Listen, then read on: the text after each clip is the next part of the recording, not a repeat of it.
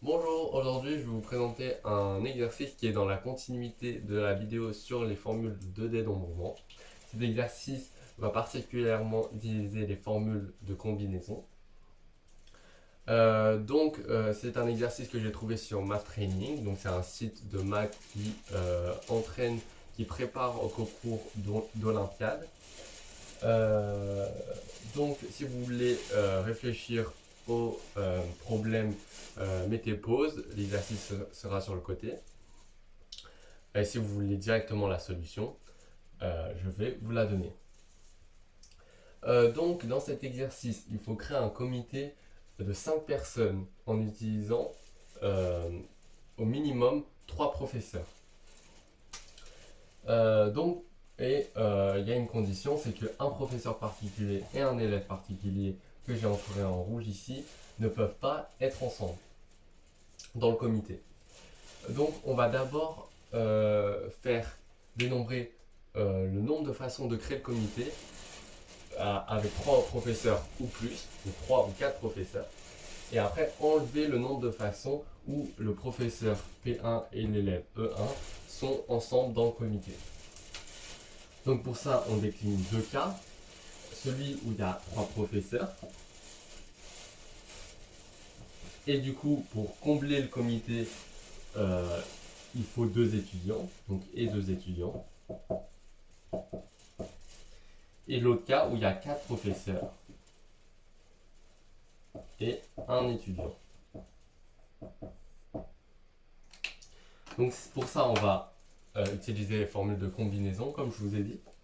Donc on a 4 professeurs au total, donc c'est le nombre de combinaisons de 3 parmi 4, fois le nombre de combinaisons, on a 7 étudiants, donc le nombre de combinaisons de 2 étudiants. De 2 étudiants parmi 7. Donc ça nous fait 4 ici.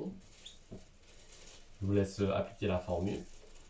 Et là, on a 7 factoriel sur 2 factoriel facteur de 7 moins 2 factoriel.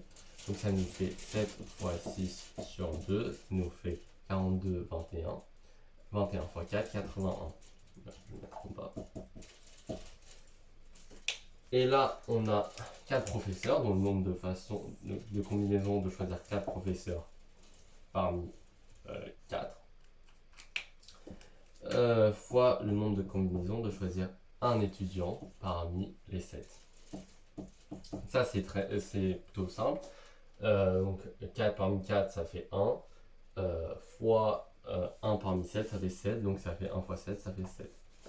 On additionne les deux. 80 plus 7 égale 81. Donc au total, on peut faire 80, on a 91 combinaisons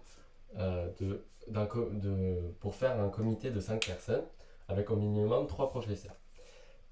Maintenant, on va enlever les cas où P1 et E1 sont ensemble. Donc pour ça, c'est pratiquement la même chose.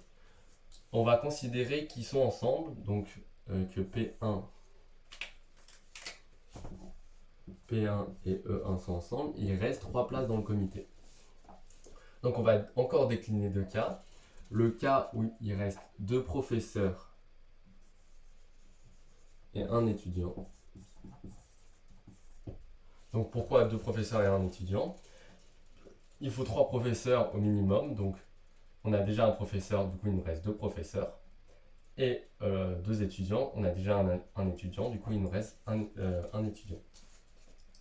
Donc ça c'est le nombre de combinaisons de 2 profs. Comme on a déjà le prof P1 qui est mis ici, il nous reste que 3 professeurs au total, donc 3, fois le nombre de combinaisons de 1 étudiant parmi 6. Pourquoi? Parce qu'on a déjà l'étudiant E1 qui est ici, donc il nous reste 6 étudiants au total. Ça nous fait 3 fois, là ça nous fait 6, donc ça nous fait 18. Et l'autre cas, c'est le cas où il y a 4 professeurs et un étudiant. Donc 4 étudiants, 4 professeurs et un étudiant. Donc il y a déjà un professeur, donc 4 moins 1, 3 professeurs. Et il y a déjà un étudiant, donc 1 moins 1, 0. Donc c'est en fait c'est le nombre de façons de choisir 3 professeurs. 3 professeurs parmi combien? Parmi 3, on a déjà le professeur P1, comme avant, ça nous donne 1. Donc 18 plus 1, ça nous fait 19. Et on va juste faire une soustraction entre les deux. Donc ça va nous faire 91 moins 19 qui est égal à 72. Donc la réponse est 72. Donc dans cet exercice, ce qui était compliqué, c'est qu'il fallait oublier aucun cas. Fallait dénombrer tous les cas possibles. Donc avec 3 professeurs, 2 étudiants, 4 professeurs, 1 étudiant. Pareil ici, ne pas se tromper sur les chiffres. Bien faire moins 1 à chaque fois parce que on a déjà placé le professeur et l'étudiant. Il y a d'autres façons de faire qui se rapprochent de celle-ci.